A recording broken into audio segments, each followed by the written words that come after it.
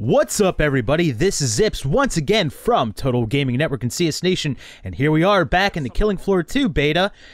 We are taking a look at the Burning Paris map, and I'm showing off some of the areas that I didn't show off in the general gameplay video. That video was in the Burning Paris map, and I decided, hey, I've already taken a look at the other two maps in this beta, so I might as well show off more of the Burning Paris map and show off how the lighting can definitely play a role in how the game plays out. So I purposely took out some of the lights in the underground area here, and you can see that it noticeably gets quite a bit darker and harder to see enemies as they are approaching you.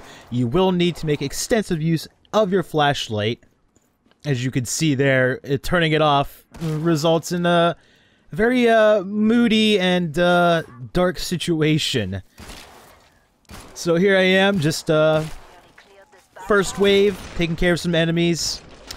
I do notice that that light up there is still on, and I quickly take care of that. Can't have any of that. The exit sign's still lit up, and the biohazard cola machines can be destroyed to a certain degree as well. I'm just showing off a little bit of the interior areas. There is a trader outpost at the top of the steps in this area, which you can kind of see right there. Headed right to it, actually. You know, not too much to say about the indoor areas. They're all pretty dark as well already to begin with. And this area right here, this kind of courtyard area that I'm looking at right now and that I'm nearby, it actually kind of reminds me of one of the areas in the first Killing Floor game. I forget which map it was on, but it was one of those, just a square room, and it was kind of, there was stairwells in the corners, I believe. And so this area just kind of reminded me of that. I just kind of want to show it off again, shooting lights, because why not? You can, right? It affects the game, it affects the gameplay, and it affects how things look, which I think is pretty interesting. So I decided not to go back into the courtyard, and instead go back out into the main area. I would say this might not be the main area. There's another area that I would probably consider the main area, but this is the focal point of the map. You can see the Eiffel Tower is burning, perpetually falling in the background. It's never going to topple. It is a static object as far as I'm aware, and I do not know if that is going to change. Something else I did find out today, I'm actually recording this video a day after my other two map videos. So I did find out something interesting, is that the fact that Killing Floor 2 will have an early access on April 21st. So you're going to have access to at least, I'm going to assume, at least these three maps that we've taken a look at, and the 4 classes that are currently in this beta.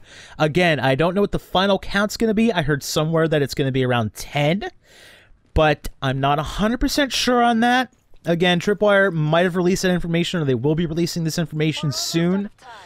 So there is plenty more content to look forward to. I don't know what the final map count's going to be. And here we are, just take a look at some of the shops in this area. That is the TW Electronique.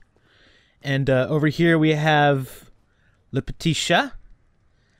It's been years since I took French class, so I don't remember if I pronounced cat correctly or not there. But yeah.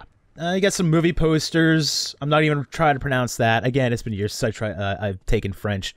And here we are, taking a look at one of the underground areas. Like I said, there's still plenty of this map that you had not seen in that first video. There's an entire subway area down here. Swirling red light, can't be taken out, unfortunately. It's there permanently. Again, destroying the cola machines because, you know, why not, right? It's there, I can do it. I'm gonna shoot stuff if I'm able to. I really like this area because there's a lot of, you know, just playing throughout the train car itself, the subway car itself. Again, I'm just taking out lights. It's what I do. I don't know why. I was obsessed with it in this game, or in this particular map. Just again, showing off more of this area. It is a pretty, it's a larger map than you would think it is, from an initial look, if that makes any sense. Like there's that whole top area, and you're just kind of like, oh, okay. And then you go underground, and suddenly, wow, there's an entire network underground as well that pretty much extends under the entire length of the top part of the map too. So it's kind of crazy.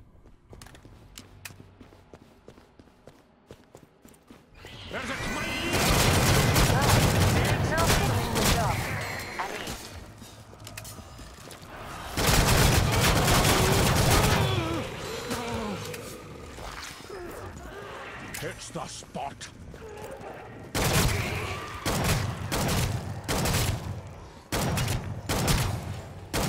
Don't come back!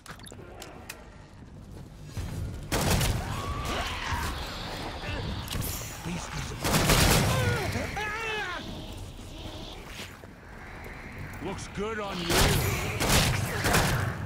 That's nearly all of them. You'd better be dead.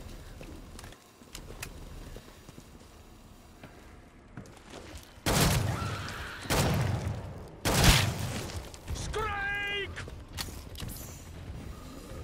Thought you'd love a bit of fun.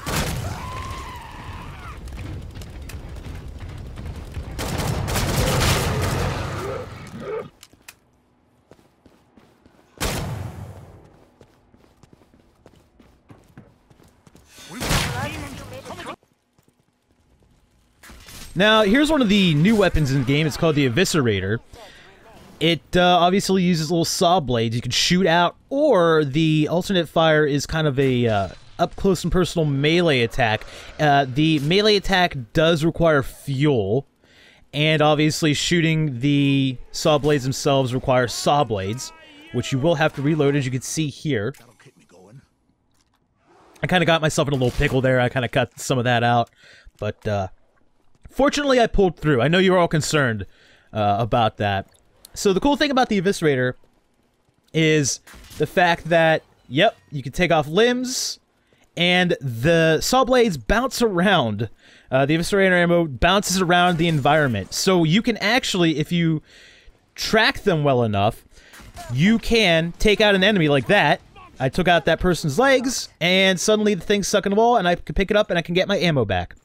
So I found that to be pretty cool, and we're just showing a little, you know, late game action here. And I say late game. This is again one of the shorter rounds. It's only 7 out of 7 waves. You can have longer games in case you were worried about that. And I'm just kind of kiting around, trying not to die here, picking up ammo that I just kind of find in the environment still, because sometimes those things bounce, and sometimes you will not be able to see where they go, just like there. It bounced off the wall behind me, and I have no idea where that thing went. Here's the melee. I hesitate to call it a melee, because you're not really doing much. You're just kind of extending out the chainsaw type deal. But, you know, I guess it's the melee for this weapon, because it doesn't have a dedicated melee function. That is the only drawback, mainly because if you want to, like, burst through a window, you do have to consume a small bit of fuel to do so, or you could quickly switch to another gun if you so desire. There I am, just completely whiffing with that saw blade, or the Eviscerator blade. He's mad. I'm trying to run.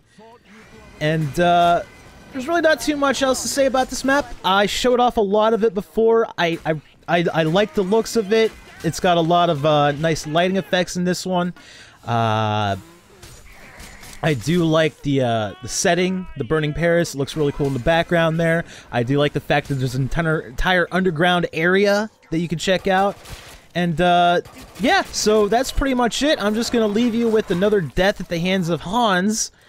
And thank you all for watching. This has been Zips from Total Gaming Network and CS Nation. Be sure to check out any of these other videos for Killing Floor 2, or check out the other maps, the classes, and just general gameplay. So, I will catch you next time. See ya. Submit to me.